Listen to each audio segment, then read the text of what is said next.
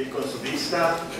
Yo les leo el capítulo, ustedes lo siguen con su vista y así permanecemos de pie para una oración después de la lectura de la palabra de Dios. Hubo en tierra de Uz un varón llamado Job, y era este hombre perfecto y recto, temeroso de Dios y apartado del mal. Y le nacieron 7 hijos y 3 hijas. Su hacienda era 7,000 ovejas, 3,000 camellos, 500 yuntas de bueyes, 500 asnas y muchísimos criados. Y era aquel varón más grande que todos los orientales. E iban sus hijos y hacían banquetes en sus casas, cada uno en su día, y enviaban a llamar a sus 3 hermanas para que comiesen y bebiesen con ellos. Y acontecía que, habiendo pasado en turno los días del convite, Job enviaba y los santificaba y se levantaba de mañana y ofrecía holocaustos conforme el número de todos ellos. Porque decía Job, quizá habrán pecado mis hijos y habrán blasfemado contra Dios en sus corazones. De esta manera hacía todos los días. Un día vinieron a presentarse delante de Jehová los hijos de Dios, entre los cuales vino también Satanás. Dijo Jehová a Satanás, ¿de dónde vienes? Respondiendo Satanás a Jehová dijo, de rodear la tierra, de andar por ella. Y Jehová dijo a Satanás, ¿no has considerado a mi siervo Job, que no hay otro como él en la tierra, varón perfecto y recto, temeroso de Dios y apartado del mal? Respondió Satanás a Jehová, dijo, ¿acaso teme Job a Dios de balde? ¿No le ha acercado alrededor a él y a su casa y a todo lo que tiene? Al trabajo de sus manos has dado bendición, por tanto sus bienes han aumentado sobre la tierra. Pero extiende ahora tu mano y toca todo lo que tiene, y verás si no blasfema contra ti en tu misma presencia. Dijo Jehová a Satanás, he aquí todo lo que tiene está en tu mano, solamente no pongas tu mano sobre él. Y salió Satanás delante de Jehová. Y un día aconteció que sus hijos e hijas comían y bebían vino en la casa de su hermano el primogénito. Y vino un mensajero a Job y le dijo, estaban arando los bueyes y las asnas paciendo cerca de ellos.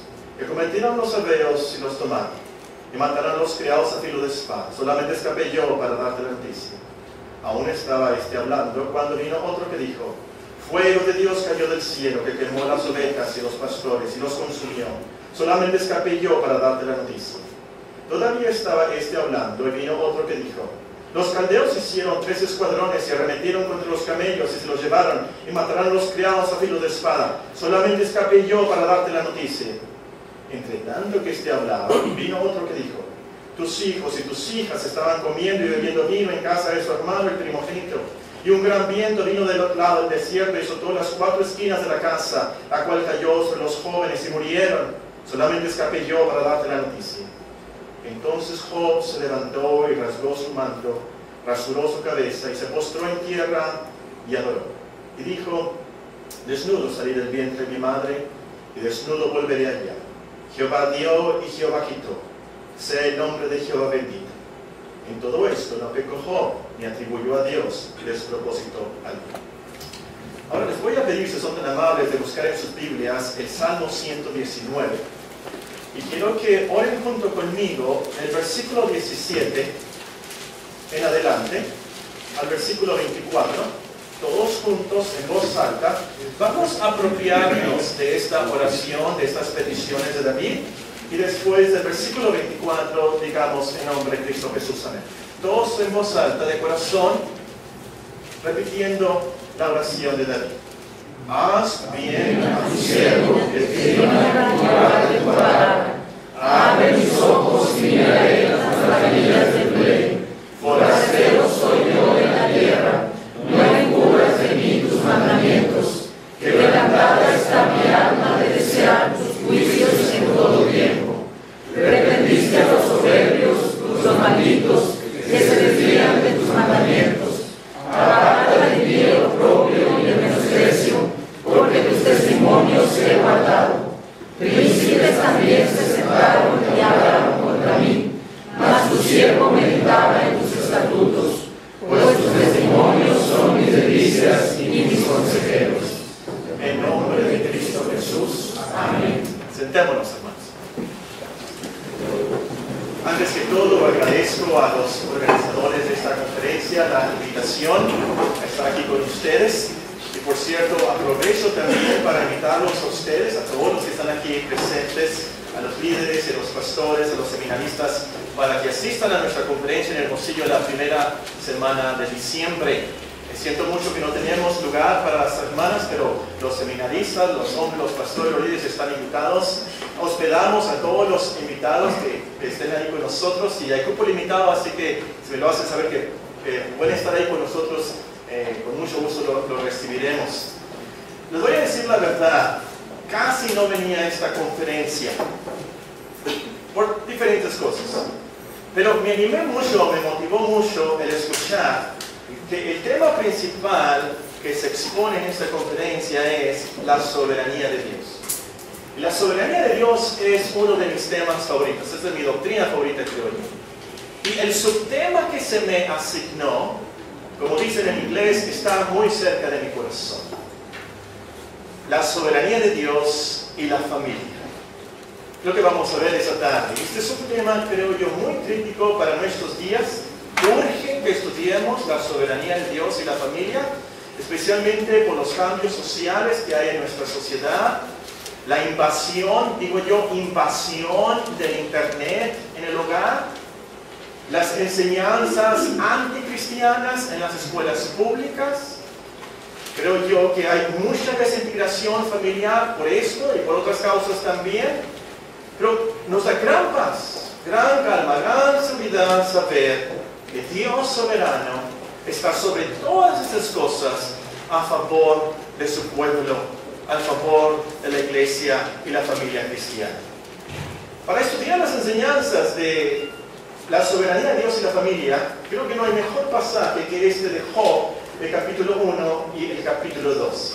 Aquí nos encontramos con las principales y más prácticas enseñanzas de ese tema. No lo vamos a estudiar versículo por versículo, pero nos vamos a enfocar en nuestro tema. De hecho, esta tarde lo que vamos a hacer es ver mucha teoría. Y aquí pensé en los seminaristas, en los teólogos, en los pastores que están aquí con nosotros. Mañana nos vamos a enfocar más en la práctica y en el estudio del pasaje en sí. Lo que vamos a hacer esta tarde es aclarar los términos que vamos a usar en nuestros estudios. Ya el hermano Rodríguez habló de la soberanía de Dios en general y mencionó algo de lo que veremos, y nuestro hermano Manuel López también. Pero quiero recalcar unos puntos para que entendamos más fácilmente las lecciones de este pasaje tan importante de Job 1 y 2. Y como vamos a comenzar con lo más fácil. ¿Qué queremos decir con el término familia? Vamos a hablar de la soberanía de Dios y la familia. ¿Qué es la familia? ¿Qué quiere decir esto de familia? Bueno, el diccionario dice que familia es un grupo de personas emparentadas que viven juntas. Un grupo de personas emparentadas que viven juntas. A veces es una definición de un diccionario secular, o sea, que del Internet. El mundo cree esta definición y los liberales creen esta definición. Pero como cristianos, tenemos que especificar que la familia es donde está un esposo del sexo masculino, la esposa del sexo femenino y sus descendientes. Nosotros no creemos en el matrimonio de homosexuales. Un grupo de personas, ahí pueden incluir a cualquier tipo de personas. Pero nosotros no creemos en cualquier tipo de personas que consiste en una familia. Tiene que ser el padre y la madre. Así, Dios en Génesis creó a la familia, padre y madre. Nosotros no creemos en las familias de homosexuales, lesbianas. Eso no es bíblico, por supuesto, es una abominación para Dios. Y además hay que aclarar que la familia también se refiere a parientes aunque no vivan juntos. En Estados Unidos, sobre todo, se acostumbra que el hijo mayor, ya después de los 18 a 21 años, se van de la casa, van y se viven en un apartamento.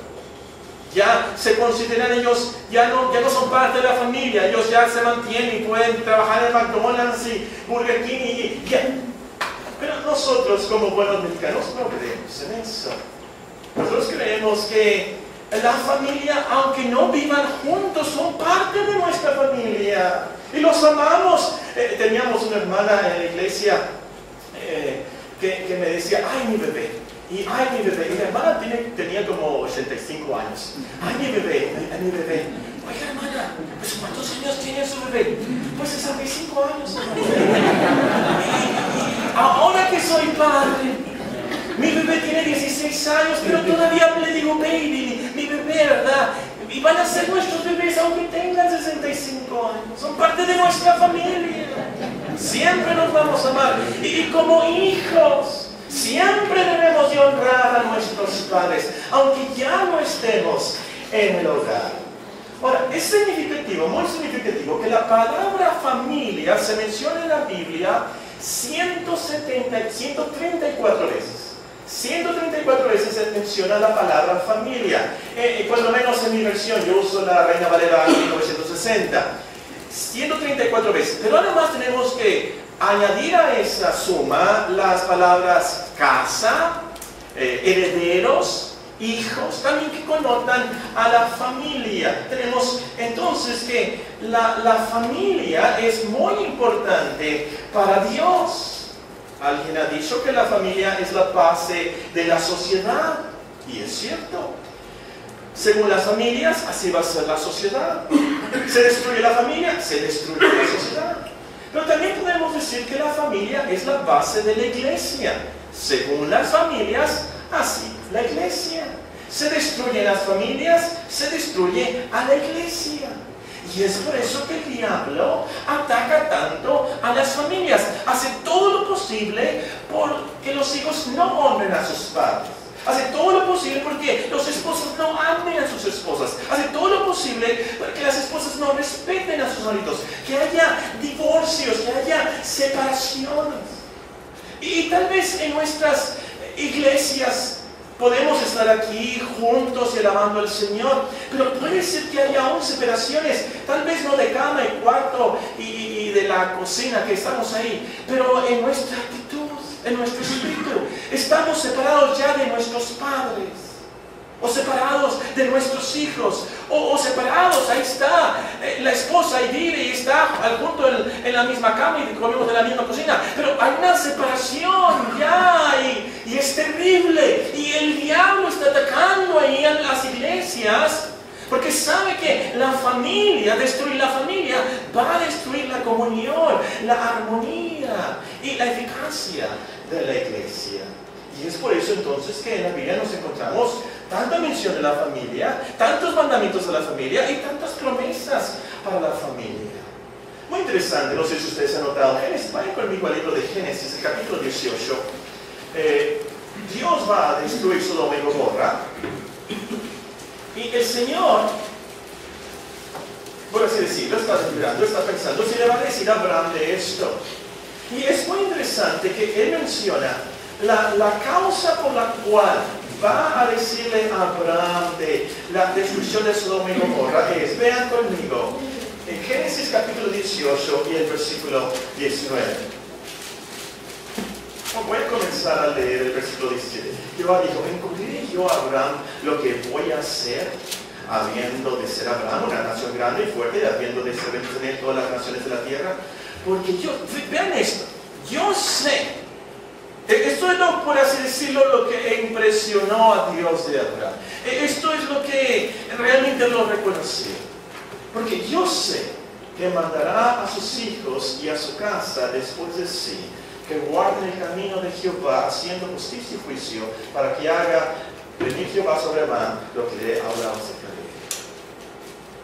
La familia para Dios es muy importante, esencial. Es por eso que el apóstol Pablo le enseña al pastor Timoteo: si alguna viuda tiene hijos o nietos, aprendan esos primero a ser piadosos para con su propia familia y a recompensar a sus padres, porque esto es lo bueno y agradable delante de Dios. Y también escribe esta advertencia. Para mí es incomprensible, a ver si ustedes me pueden explicar. El que no provee para su familia, le dice el pastor, al pastor Timoteo, el que no provee para su familia, para los suyos, es peor que un incrédulo. Ahora, díganme ustedes qué es peor que un incrédulo. Díganme ustedes qué es peor que irse al infierno. ¿Qué es peor que un incrédulo? Así tan importante es la familia para Dios. Y nosotros, hermanos, debemos de apreciar entonces esta institución divina. Hace algunos años estuve predicando en Phoenix, y en la casa donde nos hospedamos hay un parque muy bonito, muy grande, y mi esposa llevó a los niños a jugar ahí mientras yo me preparaba y estudiaba. Y ella regresó y me dijo, ¿sabes qué? Hay muchas familias ahí, muchos papás con sus niños y muchas mamás, muchas familias. Y la que nos estaba hospedando nos explicó, es que esta colonia es una colonia de mormones, hay muchos mormones aquí. Y a los mormones se les requiere pasar tiempo con sus familias. Es una de las cosas, creo yo, que atrae al mormonismo, como enfatiza esto de la familia. Hermanos, como cristianos, como creyentes, como bautistas, tenemos que tener mejores familias que los mormones. Mucho mejor. Una de las mejores maneras que podemos testificar de la verdad del Evangelio es teniendo familias unidas, que en armonía alaban al Señor. Es lo mejor. Es súper importante esto de la soberanía de Dios y la familia. Oye, ya aclaramos la palabra fácil, ahora vamos a pasar a la palabra difícil, soberanía. La soberanía de Dios y la familia. El diccionario dice que soberanía es la cualidad de soberano. Ahora, a lo mejor no entendemos esta palabra porque en nuestros días casi no hay soberanos. Pues realmente no hay soberano como en los antiguos tiempos. Antes un soberano era la autoridad suprema. Eso era el rey, la autoridad suprema. Y nuestros reyes hoy en día no son realmente la autoridad suprema. Cuando hay una autoridad suprema, se hace lo que esa autoridad dice. Nadie alega, nadie se opone. Es la autoridad suprema, es el soberano. El rey de España, por ejemplo, o la reina de Inglaterra, no son realmente soberanos en este sentido de la palabra. Son más de adorno y para que salgan el periódico y nació el bebé, ¿verdad? Y salió la primera foto del bebé, y para esas cosas, pero realmente no son soberanos porque los parlamentos y la constitución los limitan. Pero antes no era así. Por ejemplo, el rey Herodes. El rey Herodes dice, maten a todos los niños menores de 2 años en Belén y sus alrededores. ¿Y saben qué pasó? No, hermano. Fueron a la Comisión de Derechos Humanos.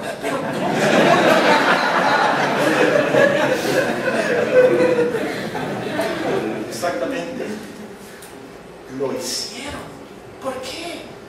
Porque el rey lo había dicho, el soberano, y cuando un soberano habla, manda, se hace. Punto.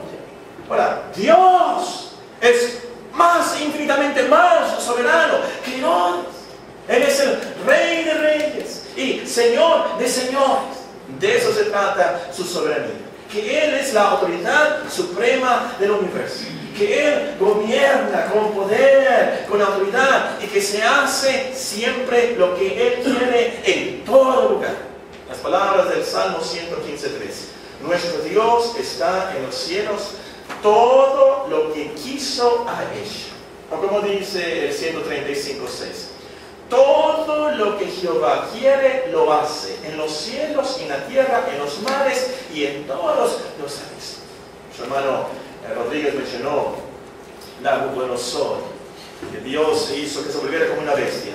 Su testimonio final fue este: Dios es soberano y Él humillado dijo, mas al fin del tiempo yo, Nabucodonosor, alcé mis ojos al cielo y mi razón me fue devuelta, y bendije al Altísimo, y alabé y glorifiqué al que vive para siempre, cuyo dominio es sempiterno, y su reino por todas las edades. Todos los habitantes de la tierra son considerados como nada. Él hace según su voluntad en el ejército del cielo, en los habitantes de la tierra, y no hay quien detenga su mano y le diga, ¿qué haces? Esa es la soberanía de Dios. Como dice otro texto, Dios estableció en los cielos su trono y su reino domina sobre todos. Es muy significativo que la palabra familias se menciona 134 veces, más los sinónimos. ¿Saben cuántas veces se menciona soberanía? Calculen. Adivinen, ¿200? ¿300? 1000. ¿Saben cuántas veces se menciona la palabra soberanía? 0. Ni una vez en la versión Reina Valera del 60 se menciona la palabra soberanía, ni una sola vez. Lo que pasa es que soberanía es un término más bien teológico, así como la palabra Trinidad. ¿Saben cuántas veces se menciona la palabra Trinidad en la Biblia? 0, ni una vez. Pero Dios, claro, es trino, Dios Padre, Dios Hijo y Dios Espíritu Santo. Es obvio que la Biblia enseña la Trinidad. Y así es obvio que la Biblia enseña la soberanía de Dios. De hecho, aunque la soberanía de Dios no se menciona, sí se menciona la palabra soberano. Se menciona el reino de Dios, que Él es el Rey, que Él es el Señor de señores. Su soberanía, entonces, aunque no se menciona, se ve desde Génesis capítulo 1 hasta Apocalipsis capítulo 22. Para mí, el libro de los capítulos que más enfatizan y resaltan la soberanía de Dios es el libro de Esther. Me encanta, me fascina el libro de Esther. Pero no se menciona la palabra soberanía. Pero es claro que Dios estaba guiando todo. Al rey le da insomnio y piden que le lean el periódico, el Imparcial. Bueno, no sé qué. ¿Cuál es el periódico aquí en Nogales? ¿El Imparcial también aquí en Nogales? ¿Cuál le gusta usted? Pero bueno. Que le traen el periódico nuevo y el Imparcial. Exactamente el periódico viejo que encontraron, donde la noticia, ¿se acuerdan de quién? De Mardoqueo. Precisamente esa noticia le leyeron. ¿Por qué? Dios soberano. Teólogos seminaristas, ¿saben cuántas veces se menciona la palabra soberanía en Esther? 0. ¿Saben cuántas veces se menciona la palabra Dios en Esther? 0. ¿La palabra Señor? 0. ¿La palabra Jehová? 0. Ni una vez se menciona a Dios en todo el libro de Esther, pero es obvio y claro y patente y palpable que Dios soberano está guiando y controlando todo a favor de su pueblo. Y el punto es, hermanos, aunque soberanía no se menciona en la Biblia, sí nos enseña que la soberanía de Dios es patente, clara, absoluta, que Él hace todo lo que Él quiere, que Él es la autoridad suprema del universo, que se hace todo lo que Dios quiere en todo lugar, que Él controla todo, guía todo. No sucede absolutamente nada que Él no quiera y planee. Efesios 1 dice, en Él asimismo tuvimos herencia, habiendo sido predestinados conforme al propósito del que hace todas las cosas según el designio de su voluntad. Esto quiere decir, seminaristas y teólogos y pastores presentes, que Dios predetermina, controla y ejecuta todas las cosas, incluyendo, les voy a dar una lista de 6 cosas, los seminaristas pueden escribirlas, pueden anotarlas, los demás escuchen con mucha atención. Dios predetermina, controla y ejecuta el clima y la creación. Él hizo que el sol se parara, Él hizo que los vientos y el mar se calmaran. La madre naturaleza no es independiente. La madre naturaleza hace lo que Dios dice que sea. Ahora en Nogales llovió. ¿Por qué? ¿Por qué llovió ahora? ¿Por qué? Porque Dios dijo que lloviera ahora. ¿Creen ustedes eso? Amén. Número 2. Dios controla todas las cosas, incluyendo todas las circunstancias, buenas o malas, aún lo que llamamos suerte. Lamentaciones 3 dice, ¿quién será aquel que diga que sucedió algo que el Señor nos mandó? De la boca del Altísimo nos sale lo malo y lo bueno. Aún lo que llamamos suerte. Si tú juegas a Monopolio, ¿así se dice? Monopoly. Algún juego de dados, Dios es el que dice lo que te va a salir de número ahí.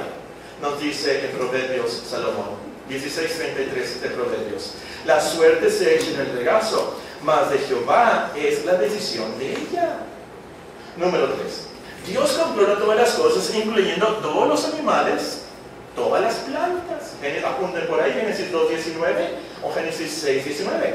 La Biblia dice también, Jonás, por ejemplo, cuando leamos otra vez Jonás y subrayen la palabra preparó. cada vez que dice preparó en Jonás. Dice, Dios preparó un gran pez. Y Dios preparó la calabacera. Y Dios preparó el gusano. Y Dios 4 veces ahí preparó. Leanlo. El gusanito, la calabacera, el gran pez, todo controlado por Dios. No sé si ustedes les ha pasado. A lo mejor yo soy el único loco. Que se están comiendo alguna naranja, por ejemplo, y toman esa migaja bien sabrosa, bien jugosa, y la están comiendo y piensan, esta naranja la hizo Dios para mí. ¿Creen ustedes eso?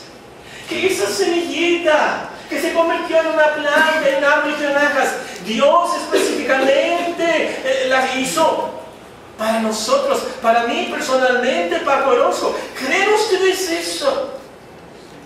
De eso se trata la soberanía de Dios. Un Dios capaz, poderoso, que controla todas las cosas, específicamente todos los árboles del mundo y todos los animales del mundo, para alimentar a su pueblo, específicamente para nosotros. ¿O tu Dios es más pequeño, más diminuto, más ignorante, que no hace eso, como hablaba el hermano del deísmo, que hizo el mundo y nos dejó y se fue? No. Dios es tan soberano que cada cosa, cada célula, Dios la mueve, la controla, la ejecuta y la guía para el bien de su iglesia y para su gloria. Número 4, ahora sí nos vamos a profundizar. Dios controla todas las cosas, incluyendo todos los hombres, su voluntad, lo que dicen y sus acciones, sean buenas o malas. Todos los hombres Dios controla. Su voluntad, lo que dicen y sus acciones, sean buenas o sean malas. Aquí pueden apuntar Efesios 2:10, Hechos 2:23, ahorita lo vamos a leer. Hechos 4:27-28, el hermano lo leyó, hermano Rodríguez. Salmo 76:10. Pero vamos rápidamente al libro de Proverbios para leer unos versículos de Proverbios. Primero, Proverbios 16:1. Proverbios 16:1.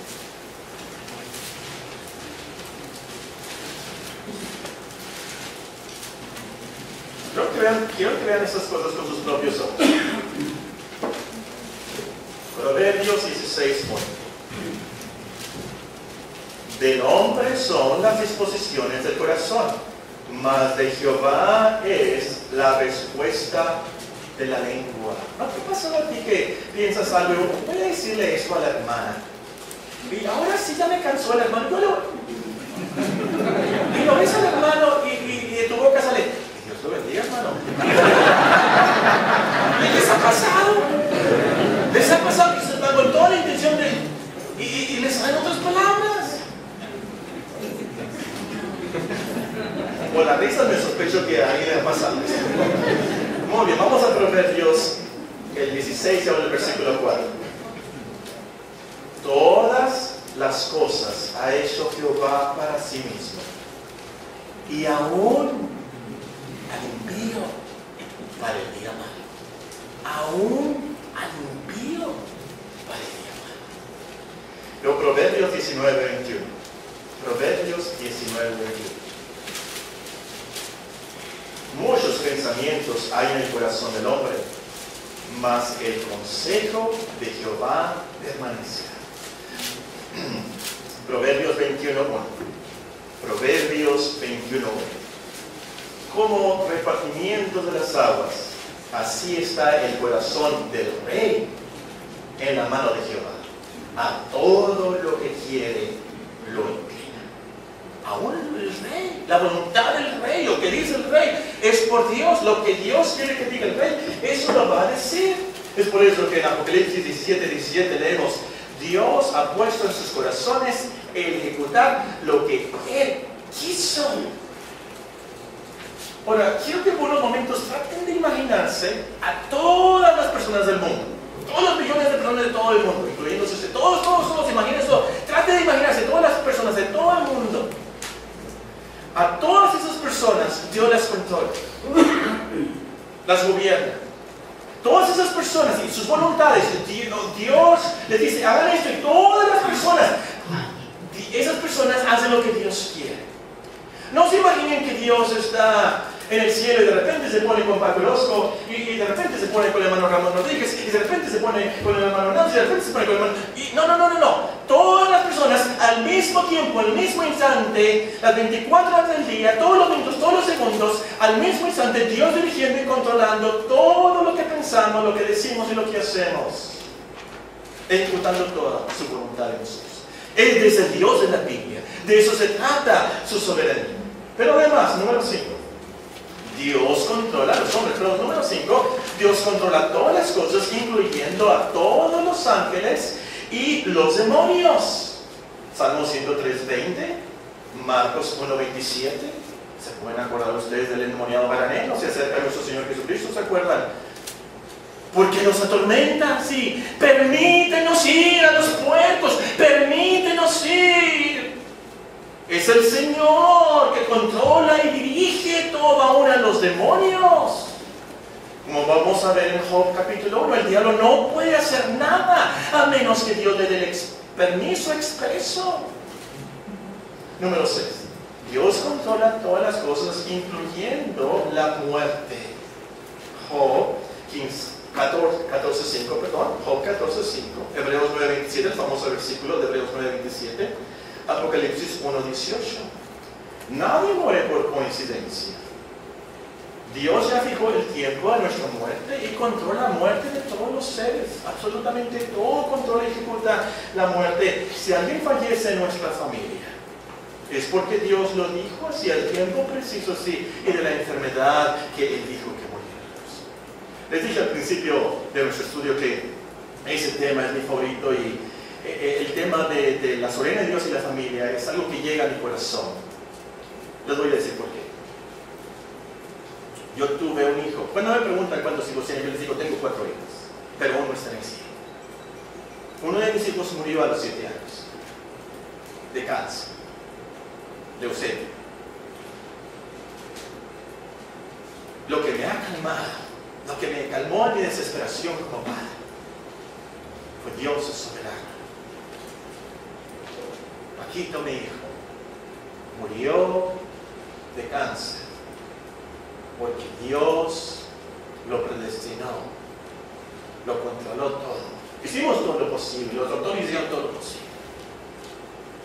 Pero Dios dijo, ese día, julio 23, ese día sería la muerte, Paquito. Fue Dios, Él lo hizo para su gloria, y eso me calma. El diablo no fue. La muerte no es independiente. Dios está en control. Él es soberano. Hoy ya aclaramos la palabra soberanía, pero también hay que aclarar unos términos bíblicos que tienen que ver con la soberanía de Dios y que vamos a mencionar en nuestros estudios mañana y pasado mañana, Dios mediante. En primer lugar tenemos el término predestinación. Predestinación es la doctrina que enseña que Dios ha predeterminado todas las cosas que suceden. Dios ha predeterminado todas las cosas que van a suceder. Todo lo que sucede en nuestras familias, absolutamente todo, ya está predeterminado por Dios desde la eternidad pasada, de acuerdo a sus decretos eternos. Ahora tenemos que definir qué es esto del decreto eterno. Esto nos lleva a la segunda palabra, decreto, los decretos de Dios. Ahora aquí tengo un problema con el hermano Manuel López. Yo no sabía que él era presbiteriano. Hermano Manuel López, ¿dónde está? ¿Se escapó? Yo quería que lo mandáramos a la hoguera. Porque él citó a la confesión de fe de Westminster. La confesión de fe de Westminster es de los presbiterianos, ¿verdad, hermano Jacinto? Estoy descubriendo los presbiterianos, ¿verdad? El hermano citó de la confesión de fe de Westminster, pero en 1689 los hermanos bautistas del Seminario Bautista de Londres se reunieron también y se robaron de la confesión de fe de Westminster los presbiterianos la definición de los decretos. Y ellos formaron su propia confesión. Y en esa confesión de los bautistas, ellos escribieron esto. Muy importante con respecto a la soberanía de Dios y lo que vamos a ver de la familia.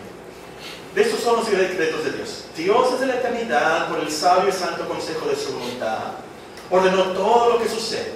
Sin embargo, lo hizo de tal manera que Dios ni es autor del pecado, ni comparte con los pecadores la responsabilidad del pecado, ni hace violencia a la voluntad de sus criaturas, ni quita la libertad ni contingencia de las causas secundarias, sino más bien las establece.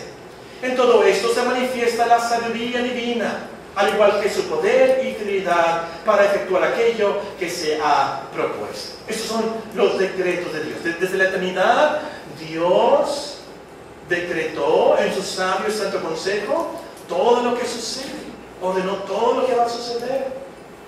La última palabra es esto de consejo. ¿Qué es esto de consejo? No es que Dios nos aconseja y lo tenemos, si nos gusta el consejo lo vamos a recibir o no, si nos dice, bueno, como alguien que nos diría, ¿verdad? Tápate porque si tienes mucho frío te va a resfriado, eso es lo que te aconsejo. No, no, no. El consejo de Dios tiene que ver con el plan de Dios. Lo que Dios quiere que se haga. Isaías proclama: acordaos de las cosas pasadas de los tiempos antiguos, porque yo soy Dios y no hay otro Dios, y nada es semejante a mí, que anuncio lo por venir desde el principio, y desde la antigüedad lo que aún no era hecho. Que digo, mi consejo permanecerá, y haré todo lo que yo quiero. Que llamo desde el oriente al ave, y de tierra lejana al varón de mi consejo. Yo hablé y lo haré venir. Lo he pensado y también lo haré. Oídme, duros de corazón, que estáis lejos de la justicia. Haré que se acerque a mi justicia, no se alejará, y mi salvación no se detendrá. Y pondré salvación en Sión y mi gloria en Israel. Ahora, hermanos, esto no es pura teología mística esotérica para los seminaristas. Esto es algo muy práctico. Esto puede cambiar tu vida, radicalmente cambiar tu vida. Porque cuando creemos que Dios es soberano, que Él ha predestinado todo de acuerdo a su consejo y su decreto eterno. Todo. Aún si un pajarito se cae, es por Dios. ¿Cuántos pajaritos hay? Millones de pajaritos. Cuando caen, es por Dios. Nosotros tenemos pelos. Y mi esposa me está reclamando que cuando era joven tenía yo mucho pelo, pero ahora me está apareciendo aquí una calvena. Digo que es que porque soy calvinista, pero... Hermanos, calvos calvinistas, Dios sabe cuántos pelos tenemos.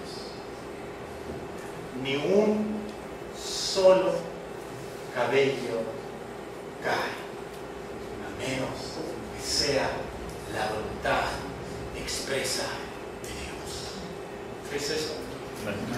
¿Crees esto? Si crees eso, tu vida va a cambiar radicalmente. Vas a tener tanta paz, tanta calma, sabiendo que se cumplen los propósitos de Dios en nuestras vidas, en nuestras familias y en el mundo. Que Dios gobierna el clima, los hombres, los animales, los ángeles buenos, los ángeles malos. Dios está sobre la muerte. Ni un átomo se mueve, ni un electrón se mueve, a menos que Él quiera. Entonces, qué paz, qué calma, qué tranquilidad para nuestras familias. Los problemas entonces se vuelven insignificantes si nosotros creemos en un Dios totalmente soberano. Nuestras ansiedades, nuestras preocupaciones sobre el futuro de nuestros hijos se van a reducir sabiendo que Dios está sobre todas esas cosas. Los amigos malos de mi hijo en la escuela, en el Cobach Reforma, en el bolsillo y canto de Mori, ¿serán drogadictos o no? Dios sabe. Dios sabe. Dios controla y ejecuta y gobierna eso. Dios está sobre el internet. ¿Crees esto? Uno de los grandes temores que debemos de tener los padres hoy en día es la pornografía en el internet. Nuestros hijos fácilmente lo pueden ver. Fácilmente. Aún en los teléfonos celulares. Los smartphones. Teléfonos inteligentes y las aplicaciones, puedes tú revisar las aplicaciones y te sale pornografía. Tengo tanto temor a veces. Lo que me calma es Dios es soberano. Absolutamente soberano. Ni una imagen verá mi hijo a menos que Dios así lo quiera. ¿Qué es esto? ¿Es el diablo o es Dios el que está en control? Dios está en control del internet. Dios está en control del diablo. Vamos a ver más de esto, Dios mediante, mañana. Antes de comenzar nuestro estudio de Job, capítulo 1 y 2, también quiero hacer unos comentarios preliminares muy importantes. Mi esposa antes de venir me recomendó, sé breve. A los hermanos le dijo, a los hermanos les gustan los predicadores breves. Sé breve. Bueno, por eso voy a terminar unos comentarios preliminares muy importantes. Primero, nunca debemos de separar la soberanía de Dios de sus otros atributos. En otras palabras, no podemos separar la soberanía de Dios de su misericordia. No podemos separar la soberanía de Dios de su justicia. No podemos separar la soberanía de Dios de su sabiduría. No podemos separar la soberanía de Dios de sus demás atributos. Dios soberano, como decía el hermano Rodríguez, no es un dictador déspota arbitrario, sin compasión, sin amor por nuestra familia. Todo lo que hace es conforme a su voluntad perfecta, sí soberana, pero también justa y misericordiosa, conforme a su propósito santo. Y esto nos lleva al segundo comentario. Al estudiar la soberanía de Dios en la familia, recordemos que Él hace todo para su gloria. Ese es su propósito final, la gloria de Dios. Él controla todo, gobierna todo, está sobre todo, ejecuta todo para la alabanza de su gloria eterna. Como dice en Romanos, oh profundidad de las riquezas, de la sabiduría y de la ciencia de Dios. Cuán insondables son sus juicios e inescrutables sus caminos. Porque ¿quién entendió la mente del Señor? ¿O quién fue su consejero? ¿O quién le dio al primero para que le fuese recompensado? Porque de Él, y por Él, y para Él son todas las cosas. A Él sea la gloria por los siglos de los siglos. Amén. Entonces, pase lo que pase en nuestras familias, es conforme al propósito de Dios. No es arbitrario, no es sin sentido, no es al vacío, por supuesto que no. Todo sucede para la gloria de la majestad de nuestro Dios. Y hermanos, esta es la clave de todo esto. Queremos la gloria de nuestro gran Dios. O preferimos nuestra gloria, nuestro confort, nuestra felicidad, nuestra riqueza, nuestra prosperidad. ¿Qué preferimos? ¿La gloria de Dios o nuestra gloria? Todos vamos a decir amén, que creemos que Dios merece toda la gloria. Amén. Amén. Si crees eso, entonces no te debe importar que a veces Dios soberano te manda accidentes, que a veces te manda tragedias, pobrezas, enfermedades y aún la muerte. ¿Por qué? Porque al último lo que quieres es la gloria de Dios. La gloria de Dios. Nuestro Señor Jesucristo va rumbo ya al Gólgota, realmente. Tiene hambre, nos dice la Escritura, y ve una higuera. Y va a la higuera y no hay higos. Había puras hojas. Y un evangelio nos dice, no había higos porque no era tiempo de higos. Pasa los discípulos y ven a la higuera y la higuera se secó. Se secó. Vamos a imaginarnos por unos momentos que podemos viajar y volver a ese día que la higuera se secó y pudiéramos hablar con la higuera. Higuera, ¿tú qué piensas de todo esto? ¿Fue Cristo justo? El Señor soberano que vino a buscar higos y no había, porque no era tiempo de higos, había puras hojas y te secó. ¿Crees que es injusto? ¿Es cruel? No contestaré. Cristo es mi creador.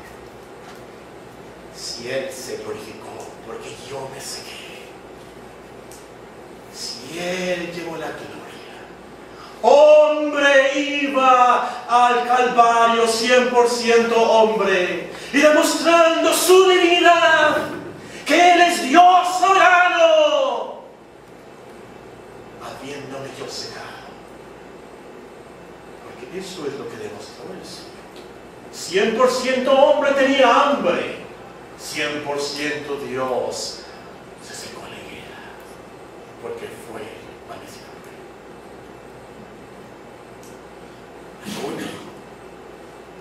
La gran prueba del Calvario, de la preciosidad y el valor de la cruz, es que Él es 100% hombre y 100% Dios, nos diría la higuera. Si Él fue glorificado, qué gran bendición que Dios es.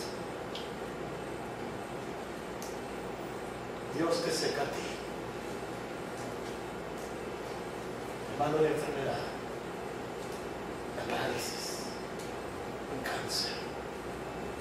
Tú puedes decir, si es la gloria de Dios, vale la pena.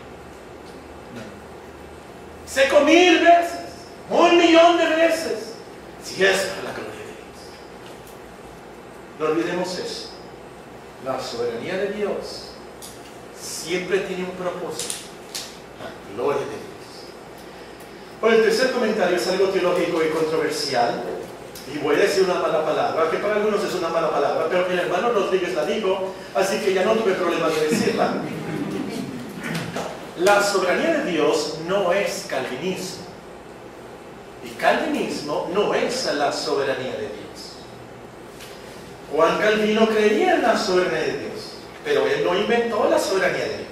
La soberanía de Dios es 100% bíblica. Ahora, hago este comentario porque podemos mencionar la soberanía de Dios. Es calvinista. El calvinista. El hermano Rodríguez estaba leyendo el libro de Pink. Hipercalvinista, hermano. No evangeliza, hermano. Eso no es calvinista, no evangeliza. Y hay ciertos pastores, en serio lo digo, que uno dice calvinismo y como si fuera una mala palabra. Soberanía.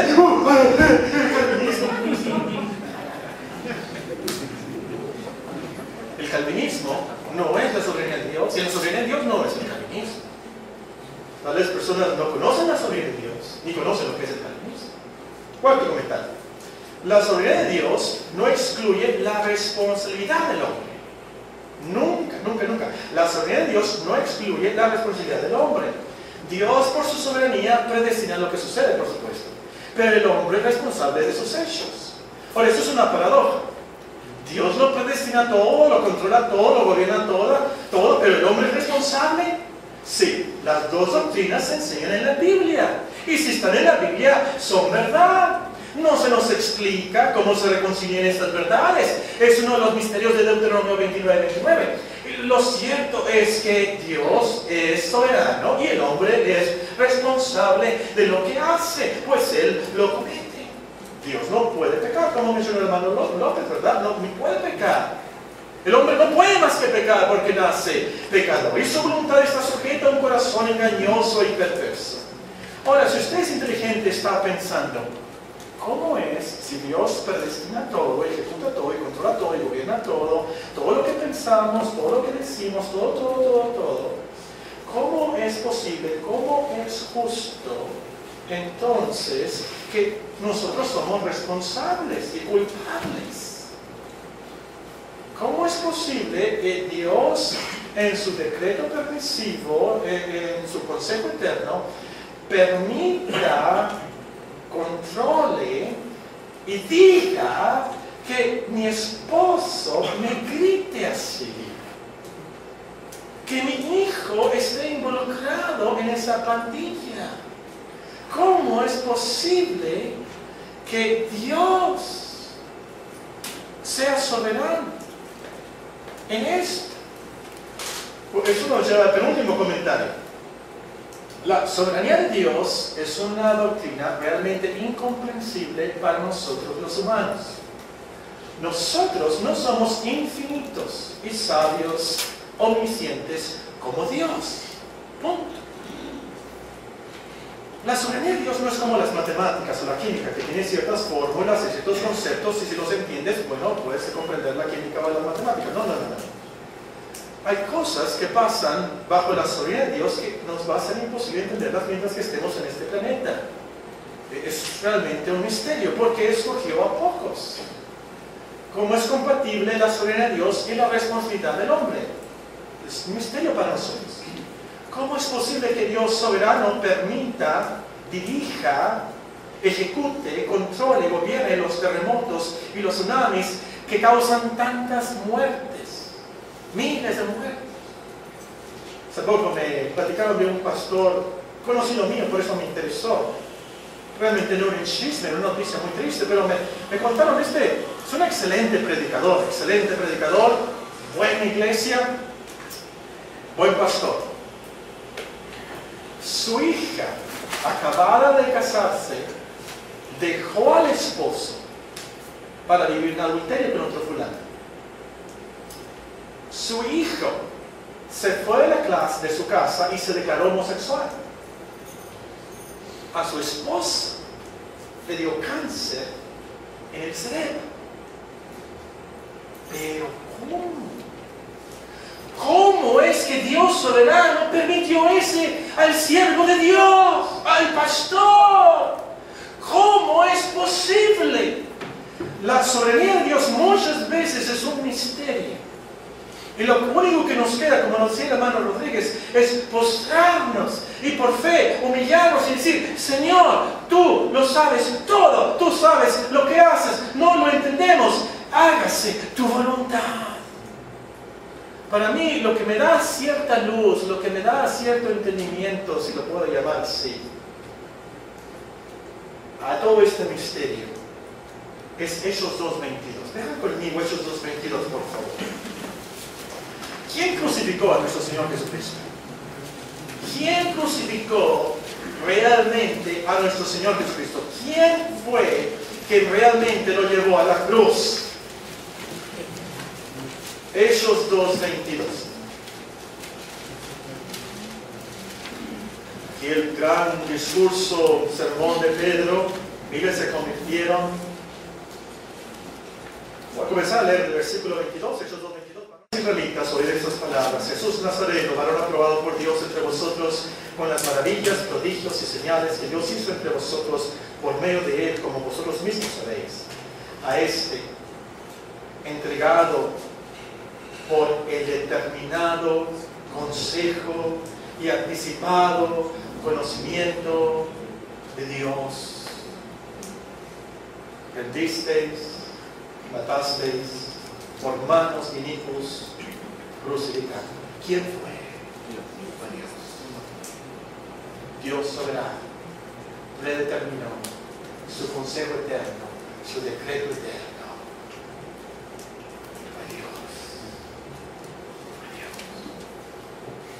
Esto nos lleva al último comentario. La soberanía de Dios no nos salva, hermanos. Lo que nos salva es la sangre de Cristo.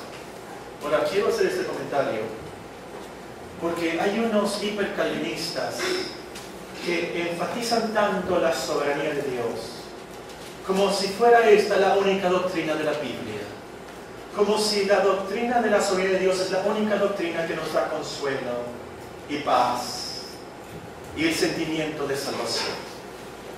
Creer que Dios es soberano es algo muy bueno, excelente para nuestras familias, es algo bíblico 100%.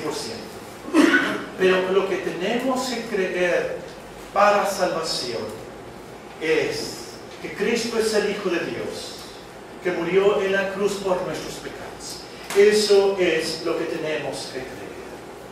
Y ya salvos entonces, Dios nos enseña más, comprendemos más. Pero lo primero es ser transformados, regenerados por Dios. Eso es lo primero. Nacer de nuevo, creer el Evangelio. Eso es lo primero. Porque si no has nacido de nuevo, aunque tengas miles de doctorados especializados en teología, especializados en la soberanía de Dios, si no eres salvo, vas al infierno, al abismo eterno. Aunque tú creas la soberanía de Dios, si no crees en Cristo y el poder de su sangre, te vas al infierno. Esta noche, asegúrate que crees en Cristo, el gran Salvador. Arrepiéntete esta noche de tus pecados. Tú eres responsable, no Dios, no tus padres, no tus hormonas. Es que son jóvenes y mis hormonas, hermano. Tú eres el culpable y el responsable. No es que mis padres cuando yo era niño y me pegaron con un cinturón y así abusaron de mí. Tú eres responsable de tus pecados. Arrepiéntete esta noche. Cree que Cristo murió por nuestros pecados. Y que es por las obras de Cristo, no nuestras obras, pero las obras de Cristo, que Dios nos va a recibir. Su justicia, nuestra justicia. Su justicia, nuestra justicia. Y es entonces cuando eres salvo, que reconoces que tu salvación en lo último es por pura gracia, que vas a apreciar más la soberanía de Dios. Porque Él no te tenía que salvar. No tenía que salvar a nadie. No tenía que salvar a nadie.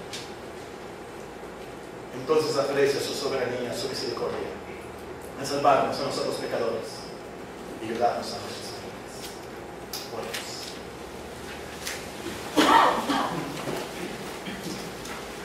Dios, mediante mañana estudiaremos Job 1 y les voy a dejar de tarea, por favor, si son amables, de leerlo cuidadosamente para mañana.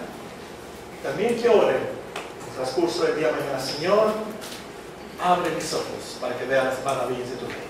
Enséñame más de cómo eres soberano, cómo lo aplico yo a mi vida personal, en la iglesia, en mi familia. Quiero aprender más de ti, para tu gloria. Nuestro hermano Jacinto, si es tan amable de orar en estos momentos por nosotros.